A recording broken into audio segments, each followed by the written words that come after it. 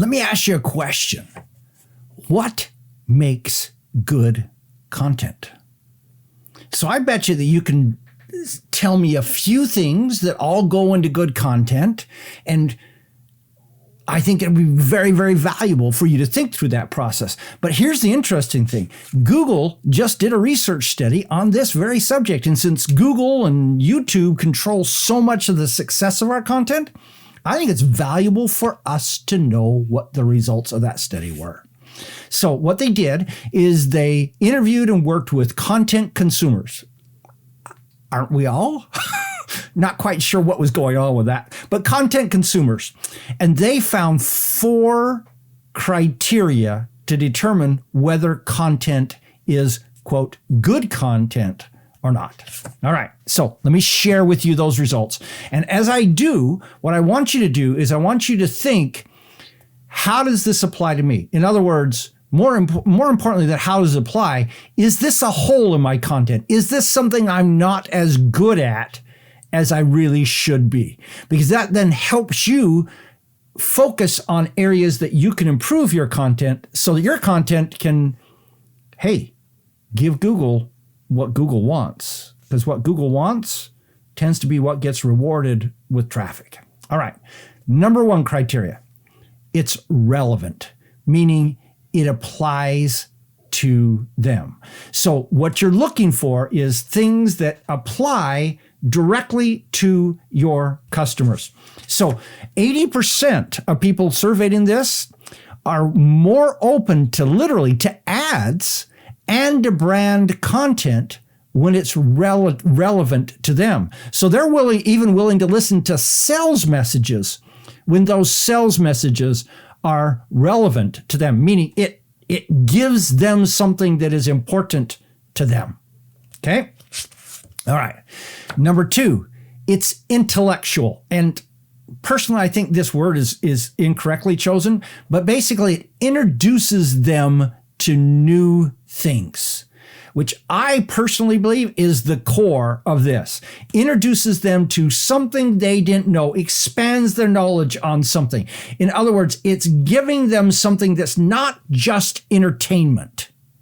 It's giving them something that works their mind too, that puts things into their mind that they're able to use.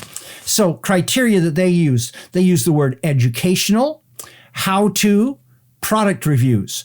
All 3 of those are intellectual content. They're giving you information you didn't have otherwise. And they also define this term intellectual as being things that expand their perspectives or their way of thinking. So if you think about this is in my business, this is the core of my business, is I want to give people information that they don't already have. As I do so, I'm looking to expand your knowledge. I'm looking to give you perspectives you didn't have, to cause you to think in ways that you haven't otherwise. That's the intellectual part. If you're heavily into the entertainment part, this may be the hole in your business. Okay. Next, sensorial, meaning it tells a good story with a lot of the details about that story. So it was early in the morning as opposed to it was a chilly morning. As soon as you put the word chilly in there, okay, early, yes, that's sensorial, but chilly is even more. And so the other piece that happens with this concept of sensorial that's important is that they said, and this is specifically referring to YouTube, the content doesn't have to be perfect, doesn't have to be gorgeously created, but it does have to be authentic. It has to be useful or helpful. It has to have a purpose, and it has to tell a good story. And let me just refine that last line. It has to tell a good story, and it has to tell it well. There's an art to storytelling. You know that. The better you get at that, the better off you tend to be. So if you're not telling enough stories, this is one of my weaknesses. I tend to go to the content. I tend to not tell enough stories. That's something I'll be working on. Next, it needs to be emotional. You need to make them feel something. So when they feel something as a result, you then create a deeper connection with them in that process. When you win people's hearts, you tend to create greater loyalty. And what they said was 85% of the people that they surveyed in this said that good content makes them feel something emotionally. That said, as I just gave you a purely fact-filled presentation with no emotion whatsoever.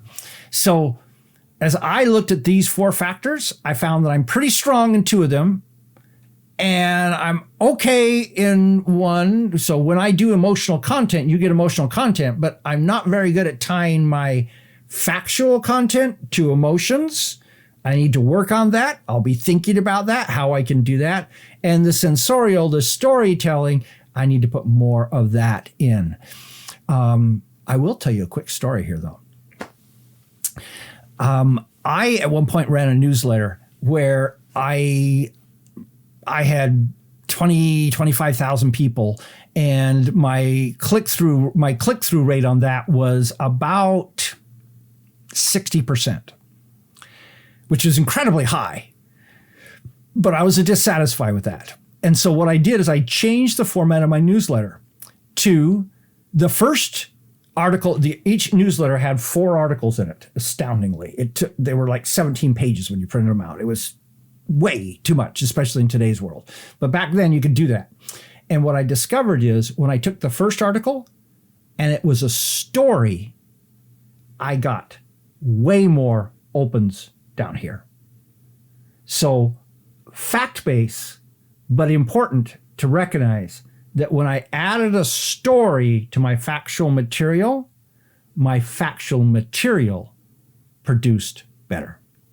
All right, there you go. Some thoughts on good content.